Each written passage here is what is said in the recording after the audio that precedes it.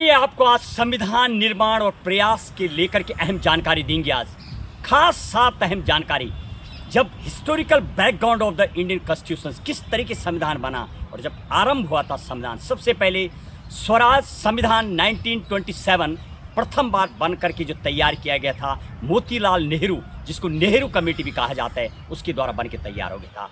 और उसके बाद 1930 स्वराज संविधान दिवस भारत ने रावी नदी पर पहले मनाया था, वो भी एक दिवस के रूप में मनाया था। हालांकि संविधान दिवस को लेकर के एक और संविधान को लेकर के एक सपना देखा जा रहा था। और फिर उसके बाद आया 1940 अगस्त प्रस्ताव, जिसको कहा जाता है लॉर्ड लिनलिथगो इसको लेकर के आए थे पहले, और इसको भी अस्वीकार किया गया।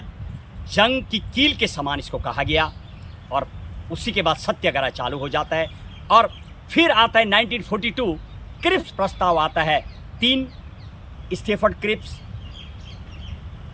और 3 जब स्टेफर्ड क्रिप्स यहाँ पर पहुँचते हैं तो वो भी भारत छोड़ो आंदोलन चालू हो जाता है, भारतीयों के द्वारा उसको भी अस्वीकार किया जाता है। और उसके बाद 1946 कैबिनेट मिशन, जिसमें कि 3 पैथिक लॉरेंस, स्टेफर्ड क्रिप्स और AB अलेक्जेंडर, जो तीनों अधिकारी थे और कैबिनेट मंत्री थे, वो लेकर के आए और उसी ने यहाँ पर एक नींव रखी संविधान सभा की। और उसके बाद संविधान सभा का चुनाव होता है अगस्त 1946 को चुनाव। 389 की लगभग जो सभा थी, करेंगे उस पर विस्तृत बातचीत। और उसके बाद वही जो संविधान सभा थी वो अंतरिम सरकार का भी काम करती थी। और फिर आया न्यू प्लान, माउंटबेटन प्लान 15 अगस्त, जिसको कि 3 नाम से जाना जाता है, माउंटबेटन योजना, जून योजना, डिक्की वर्ड प्लान और बाल्कन योजना नाम से जाना जाता है। और फिर भारत और पाकिस्तान का होता डिवाइडेड।